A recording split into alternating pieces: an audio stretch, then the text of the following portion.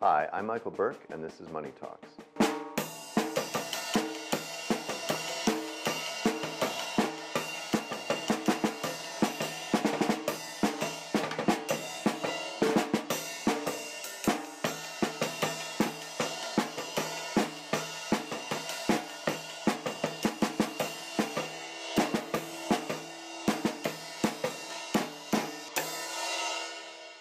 Hi, thanks for joining us in part 2 with Ray Stibeck at Route 20 Outhouse. I'm Michael Burke.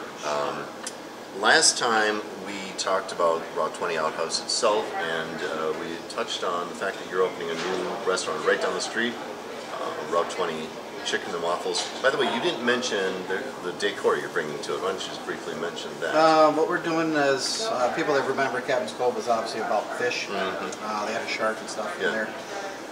What we're doing is we're actually going for the rustic kind of up north, outdoorsy kind of feel. Even doing some antiques with kind of vintage, irons and stuff back. How the colonial days of Wisconsin, how people used to cook breakfast and stuff like that. So who's out gathering those? Surprisingly enough, I am. I've actually went my first time. Actually, not to do a plug, but I was actually at the Antique Mall in Sterling. I've never been there before. It was the first time, and found some stuff. And good. So we're going to decorate it with the antiques, and like I said, it'll be a very rustic. It'll be kind of a real nice homely feel. Okay. So, well, let's get to Kraut Fest, which is coming back in this year in 2015 for the first time in about 12 years, thanks to your putting your shoulder to the wheel. Why did you want to? How did that start? Why did you want to bring it back? Well, actually, it wasn't even a thought in our mind.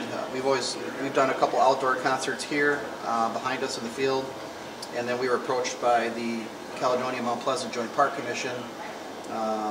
They're trying to find ways to generate revenue for the park because the park is it's fallen by the wayside. Let's say it needs a lot of upgrades, a lot of safety issues, and the park costs over $125,000 a year to operate. That's taxpayer money, both between Caledonia and Mount Pleasant. So they're looking for ways to generate revenue.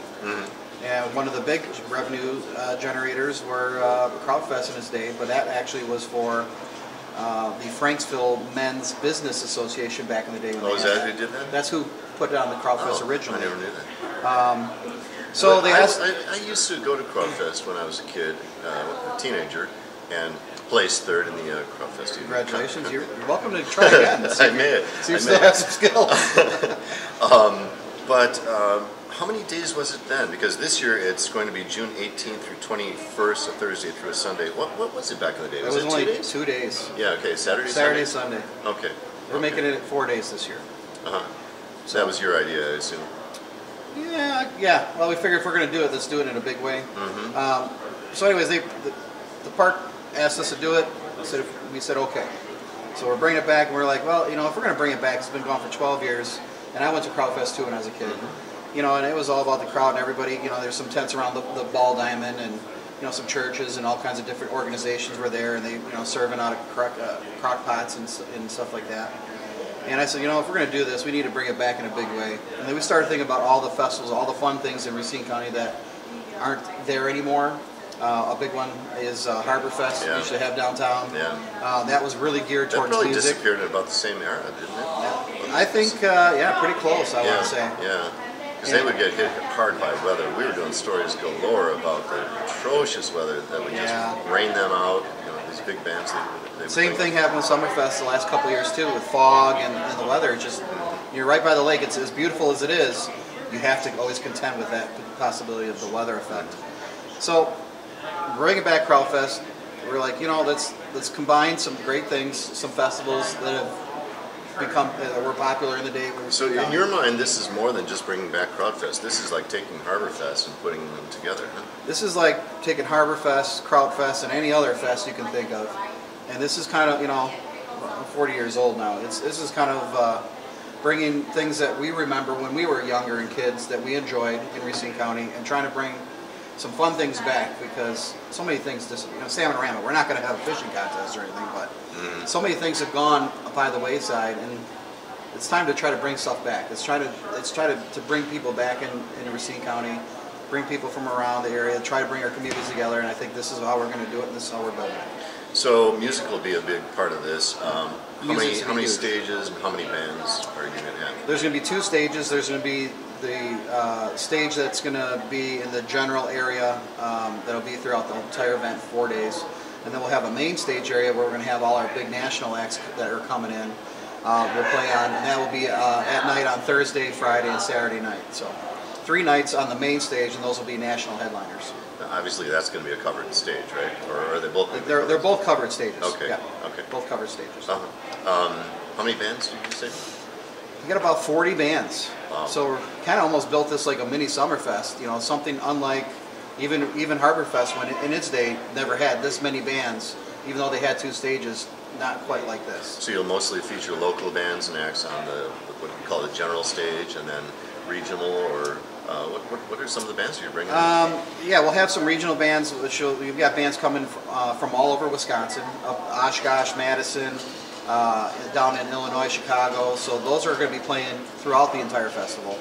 Our national headliners are going to be Thursday night, Los Lonely Boys. Friday night's going to be Skid Row. And Saturday night's going to be Gloriana. So we kind of got your blues, kind of classic rock. You got your country. So we're kind of incorporating, kind of appealing to everybody. So that's kind of how we're doing it. Obviously, a festival needs food. How many different vendors do you expect? And will Route 20 Outhouse be one of them? I'm thinking we're going to probably have a dozen food vendors. And Route 20 is not going to be a food vendor this year. We just got too much going on with the new restaurant opening up and putting on the entire festival. That'd be pretty difficult to do. Yeah. We just don't have the manpower to try to pull that off. And so how will you, alcohol sales, you'll have a beer tent, obviously, and then how do you control something like that?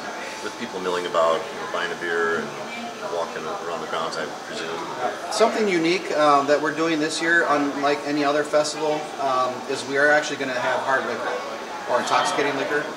And the reason why is because one of the stages is going to be donated from Jägermeister. So Jägermeister is a national stage, travels around the country. We had the opportunity to grab it, but you got to be able to sell Jägermeister. And if we couldn't do that, then we wouldn't be able to get that stage sponsorship, the stage itself. So we're going to have intoxicating liquor. We're going to have a separate tent area fenced in. People will be able to get, real drinks that say Captain Coke, Jack Coke, Jägermeister, of course. But that's only going to be in a fenced-in area. It's only going to be 21 and older to be in there. We'll have security in there. We're going to have off-duty police in there. And then we'll have on-duty police as well, patrolling the area. So intoxicating liquor will only be in that fenced-in area, but then we'll have the general beer picnic license where people can have beer or wine and walk around the grounds, during the And how do you control that when, somebody could potentially buy a beer and then go and hand it to somebody underage? Everybody is going to have a wristband. If you're 21 or older, you're going to have a wristband. We'll have different colors for different days, so people aren't going to be able to have one wristband and, I'm going to rip it off and I'm going to come back tomorrow. When we were younger, we used to be able to do that. There wasn't different colors and people didn't I do never like did that. Yeah, okay. I think everybody's done that. So we're going to have wristbands, that way security and that can noticeably look and see if someone has a beverage or a beer or something in their hand. They can kind of look at their wrist and take a glance, or just make sure and say, hey, can I see your wrist? We want it to be safe, we want it to be fun, but obviously everybody wants to have, you're at a festival, you want to have a beer or you want to have a drink, but we want it to be safe. We're not catering to a drunk fest, as a lot of people think of these festivals. But there will be an admission fee to get in? There will be admission. Admission's going to be $8. It'll be cheaper for all ages? I'm sorry, go ahead. 10 and under is going to be free. Seniors, I think they get a discount. I think it's only going to be $5 for seniors. Obviously, we're catering this to be a family event as well, the Kraut Fest. And then there's plenty of different sponsorship opportunities. We got Midland Packaging, who's right across the street, actually stepped up. They're actually going to be the presenting sponsor. They've already signed up. Wait, what do you mean by that? Means they're going to present the Kraut Fest. The Kraut Music Fest, I should say. So they're the presenting sponsor, which is kind of a great thing. Step up. They're across the street. Makes sense for them. And do you have to have an army of volunteers to pull this off? An army. Yeah. Like, and what sort of number do you think, and how are you doing on that? Hundreds. Hundreds. Okay. Okay. Yeah, we got a lot of All right. people involved. All right. So June 18th through, we're gonna have to leave it there for now. Something that the Journal Times will of course be promoting as we get closer to this. June 18th through 21st. Ray Stibeck and his business are bringing back Kraut Fest. Thanks a lot for being on the show again, Thank you Ray. very much. Appreciate that. I'm Michael Burke. Thanks a lot to our producer, Greg Shaver, and look forward to Kraut Fest this summer.